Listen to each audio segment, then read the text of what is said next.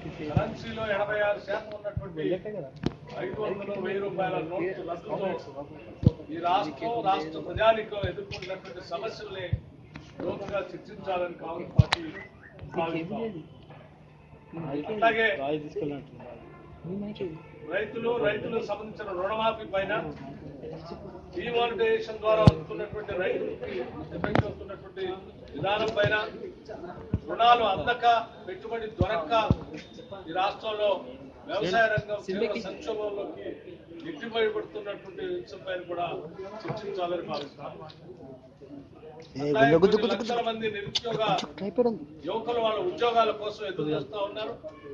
ఇంటికో ఉద్యోగం ఇస్తా అని చెప్పి ఆనాడు ప్రభుత్వం చెప్పింది. ఇంతవరకు ఉద్యోగాలకు సంబంధించిన అంశాన్ని రాష్ట్ర ప్రభుత్వం సీరియస్ గా కనపట్లేదు. దానిపైన కూడా చర్చించాలని ఆలోచన. అట్లాగే లక్షల మంది విద్యార్థులకు సంబంధించిన ఆనాడు కాంగ్రెస్ ప్రభుత్వం ప్రవేశపెట్టిన ఫీజు రియంబర్స్మెంట్ ని ఈ ప్రభుత్వం నెరవేర్చకపోవటం వల్ల అనేక మంది విద్యార్థులు వాళ్ళు డిగ్రీలు కంప్లీట్ చేసినప్పటికి కూడా ఆ ఫీజు రియంబర్స్మెంట్ రాకపోవటం వల్ల వాళ్ళ సర్టిఫికేట్ అందక పై చదువులు పోలేనటువంటి పరిస్థితి, ఉద్యోగాలకు కూడా పోలేనటువంటి పరిస్థితి ఎదుర్కొంటున్నారు. ఆ అంశాల గురించి కూడా లోతుగా చర్చించాలని ఆలోచన చేస్తాం.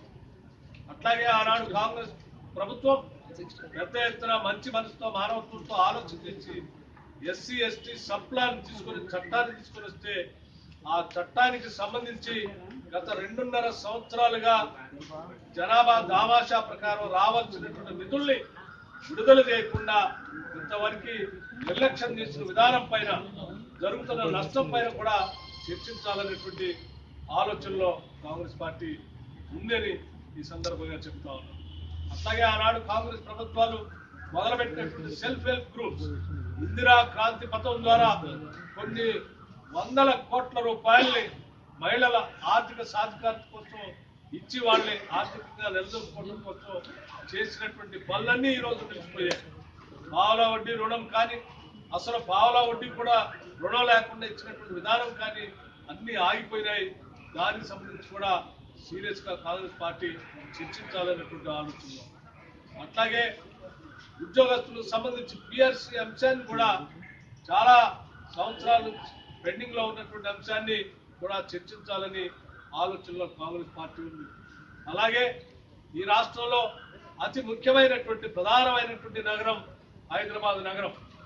హైదరాబాద్ విశ్వనగరం చేస్తామని ఈ రాష్ట్ర ముఖ్యమంత్రి చెప్తూ అనేక దశాబ్దాలుగా కాంగ్రెస్ ప్రభుత్వాలు నిర్మించినటువంటి హైదరాబాద్ ని విచ్ఛిన్నం చేస్తూ మొదలుపెట్టినటువంటి మెట్రో రైల్ని పూర్తిగా లేకుండా అడ్డుపడి మొదలుపెట్టినటువంటి అనేక అభివృద్ధి కార్యక్రమాలు అడ్డుపడి ఈ రోజు హైదరాబాద్ లో మేము వేసినటువంటి రోడ్లు కూడా పూర్తిగా ఇబ్బంది పడే విధంగా మొత్తం గుంటలు పడి గోతుల్లో నడవలేనటువంటి పరిస్థితి ఏర్పడితే కూడా దాని మీద దృష్టి సారించలేనటువంటి ప్రభుత్వాన్ని అడగద